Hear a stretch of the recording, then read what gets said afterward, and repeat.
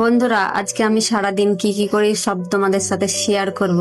এই যে সকালে আমার ঘুমটা ভাঙলো, তারপরে দেখো আমার রিয়াকশনটা দেখো, পুরো মনে হচ্ছে ঘুমাচ্ছি। আর আমি সকালে উঠে কিন্তু প্রত্যেকদিন এইভাবে ব্যায়াম করি, যেহেতু আমার গায়ে হাতে প্রচন্ড ব্যথা আর মাজাতে বিশেষ ব্যথা করে। তারপরে চলে এসে আমার এই যে ঝাড়ঝুড় কমপ্লিট হয়ে গেল, সকালের যুদ্ধ যেভাবে আমাদের সকালটা শুরু হয়। আর এই যে এই জিনিসটা দেখতে পাচ্ছ না, এই জিনিসটা দিয়ে কিন্তু আমি প্রথমবার থালা বাসন মাজবো, যেহেতু এর আগে কোনোদিন মাজিনি। মেজেছি বাটি সাবান দিয়ে, আর না হলে 5 টাকা বালা সাবান দিয়ে, কিন্তু এই জিনিস দিয়ে কোনোদিনই মাজা হয়নি, এই প্রথমবার মাজলাম। কিন্তু ওই জিনিসের করতে কিন্তু খুব সুন্দর হয়েছে। আর এই যে দেখতে পাচ্ছ, এখন আমি বেরাস খুঁজবো। তো অনেকে আবার জিজ্ঞাসা করবে, দিদি ভাই তুমি জঙ্গলে বাস করো নাকি? না গো, আমি জঙ্গলে বাস করি না, কিন্তু আমাদের এই গ্রামটা এইরকম পুরো জঙ্গল জঙ্গল। আর এই দেখো আমার মুখ ধোয়া হয়ে গেল।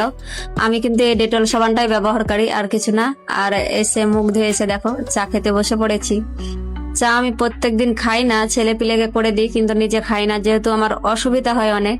আর আমি এক জায়গা যাব, তার জন্য দেখো সকাল সকাল রান্নাও বসিয়ে দিয়েছি।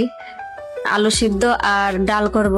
মেয়েরা বলছে, মা আলু সিদ্ধ আর ডালই করে দাও, তুমি যেহেতু তাড়াহুড়া করছো।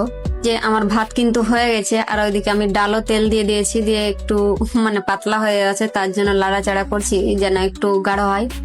আর আমার ডিউটি, ছেলেকে এখন ওষুধ খাওয়াবো, আর ছেলেকে আমি নিয়ে যাব না, তার জন্য ছেলেকে কিন্তু রেডি করে দিয়েছি। আর দিদিদের সাথে স্কুল যাবে, যেহেতু ও পুরো কোনো জায়গা গেলে ডিস্টার্ব করে, জ্বালায় প্রচন্ড।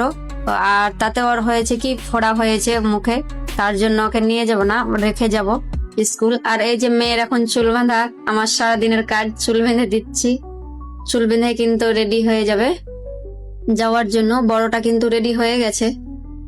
ছোট মেয়েকে কিন্তু আমার বড় মেয়ে প্রত্যেকদিন চুল বেঁধে দেয়, যেহেতু আজকে ওকে বলছিলাম আমি নিয়ে যাব, তার জন্য রাগে বলছে চুল বেঁধে দেব না।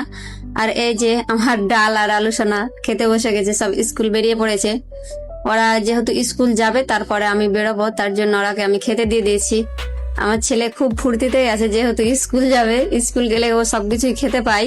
স্কুলের স্যাররা কিন্তু ওকে প্রচন্ড ভালোবাসে, তার জন্য স্কুল যেতে চাই।